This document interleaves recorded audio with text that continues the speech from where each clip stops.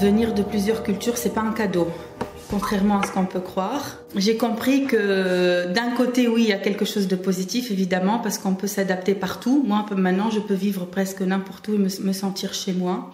L'idée du chez-soi s'est diluée, carrément. C'est devenu plutôt un attachement à une langue ou des langues ou à des gens, à des personnes, ma famille, etc. Mais c'est plus l'attachement vraiment à une terre natale ou un lieu particulier. Je me suis déliée un peu de tout ça à travers la problématique de l'identité, justement. La question de l'invisible, elle est très antérieure, elle vient d'avant. Donc, mes recherches doctorales, le début c'était 2003, je pense, 2004, mais évidemment que je commençais à réfléchir à ces questions avant. Et lorsque je me suis posé la question, entre moi et moi-même, pourquoi, d'où vient cet intérêt ? Une piste, c'était plutôt le fait que j'étais issue de deux cultures avec un passé dictatorial. L'Union soviétique du côté de l'Ukraine et la Tunisie de Ben Ali du côté de la Tunisie. Donc j'ai grandi toujours dans cet esprit de méfiance. On peut parler, mais il faut toujours faire attention à ce qu'on dit et avec qui on parle et dans quel contexte. Et si on transpose ce contexte textuel ou de la langue à un contexte visuel, qui est ma profession, les arts visuels, ça devient l'invisible. Et puis autre chose aussi, j'ai remarqué plus tard, ça c'est dans, disons, mes introspections de psychologie, de psychanalyse, de travail sur moi-même, j'ai vraiment compris que le non-dit, c'est ce qui fait masse, c'est ce qui fait douleur, c'est ce qui fait maladie, c'est ce qui fait empreinte, c'est ce qui fait trace, c'est ce qui travaille sans qu'on le sache. Donc finalement, c'est ce qui fait aussi corps. Et là aussi, j'ai compris que dans les relations humaines, ce qui se dit pas, c'est ce qui crie, c'est ce qui est qui est plus omniprésent. Du coup, pour moi, le non-dit et l'invisible, c'est vraiment, c'est pas seulement un intérêt, c'est une obsession presque. Alors pour revenir à l'œuvre Salt and Sand, elle a été conçue, créée, etc. à Calcutta, en Inde. Et moi, la balance m'intéressait depuis longtemps déjà en tant que symbole pour parler de la justice. Bien sûr, toujours dans le contexte occidental.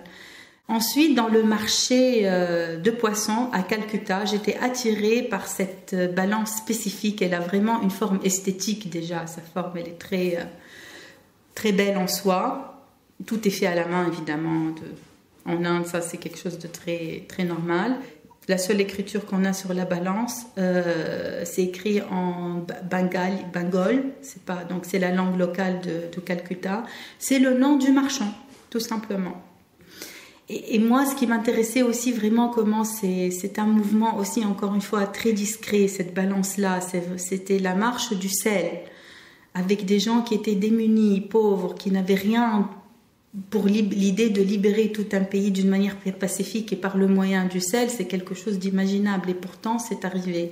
Donc, l'une de ces motivations, c'était évidemment la marche du sel et comment, à partir du sel, ils ont pu gagner leur terre. Ensuite, il y a l'autre contradiction, c'est qu'avec la montée du niveau d'eau, on perd par contre de la terre. Donc, il y a ce rapport d'équilibre entre le sel et la terre quelque part. Et cette balance, elle marche de telle sorte que elle est, bien sûr, le premier jour de l'exposition, elle est à égalité. Et à mesure que le temps passe, le sel, il absorbe l'humidité de l'air et donc il devient plus lourd.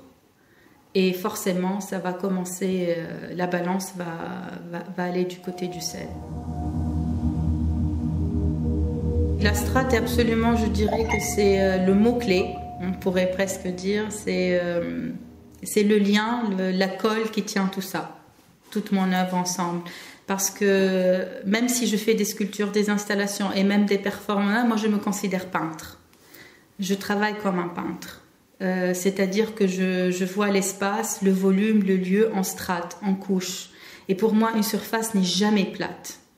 Elle est toujours profonde. À partir du moment qu'il y a un point sur une surface, ça veut dire qu'il y a un dessus et un dessous. Déjà, on est dans l'histoire. Et je perçois tout comme ça. Tout est profond. tout est excuse et contexte et occasion pour creuser. Il n'y a rien qui est gratuit et qui passe comme ça. C'est pour ça le futile, entre guillemets, pour moi, est grand et important et lourd de sens, etc. etc. Donc vraiment, je dirais que la question de la strate est le fondement de mon travail.